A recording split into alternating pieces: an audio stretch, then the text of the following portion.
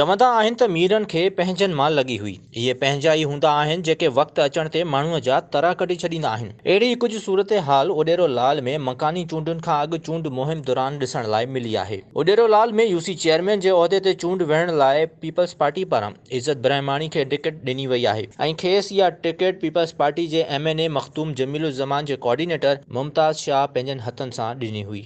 साॻिए मुमताज़ शाह अॼुकल्ह PP उम्मीदवार जे मुक़ाबले में बीठल उम्मीदवार आसिफ छटो जे ॻुझी मुहिम हलाए रहियो आहे। मुमताज़ शाह जी इन ॻुझी मुहिम जो फाटो उन वक़्तु फाटो जॾहिं संदसि हिकु वीडियो सोशल मीडिया ते वायरल थी वई। वायरल थियल वीडियो में मुमताज़ शाह माण्हुनि खे अपील करे रहियो आहे त हू वोट PP उम्मीदवार बदिरां आसिफ छटो खे ॾियनि ऐं वोट जो ठपो संदसि निशान ढगे खे लॻाइनि।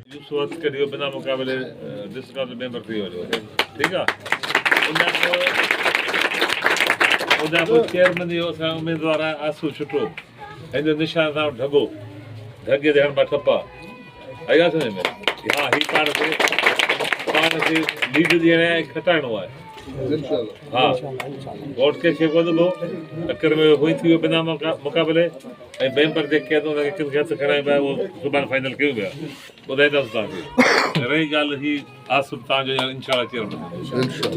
अहिड़ी वीडियो साम्हूं अचण बाद पीपल्स पार्टी जो उम्मीदवार इज़त ब्रह्माणी प्रेस कॉन्फ्रेंस कंदे चयो त मुमताज़ शाह मुख़ालिफ़ उम्मीदवार जी मुहिम हलाए पार्टी पॉलिसी जी भञकड़ी कई आहे। हिन पार्टी जी क़यादत खां मुतालबो कयो त मुमताज़ शाह ख़िलाफ़ कार्रवाई कई वञे। पाकिस्तान पीपल्स पार्टी जा जेके जेन्युइन कारकुन आहिनि उहे MRD खां कोन ॾिना। हेॾी वॾी जेको सो MRD जो मसइलो हुयो उन खां कोन ॾिना।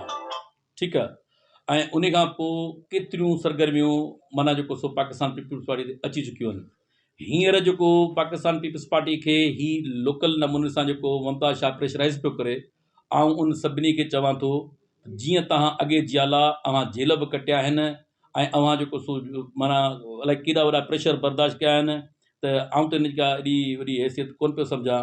इन जे प्रेशर में केर बि कोन्हे को। इंशाअल्लाह ताला जेको पाकिस्तान पीपल्स पार्टी जो जालो आहे ऐं हूंदो उहो तीर ते ठपो हणी 15 तारीख़ ते इंशाअल्लाह ताला असांखे कामयाबु कंदो।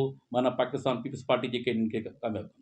पीपल्स पार्टी ज़िले मटियारी जी क़यादत उन समूरी सूरत हाल ते ख़ामोशी इख्तियार कई आहे, जंहिं करे ज़िले जे समूरनि जियालनि में मायूसी पखिड़ियल आहे। केतिरा ई माण्हू इहो सवाल करे रहिया आहिनि त छा मुमताज़ शाह पार्टी पॉलिसी जी इहा सिधी सही लताड़ मखदूम साहिबान जे चवण ते करे रहियो आहे।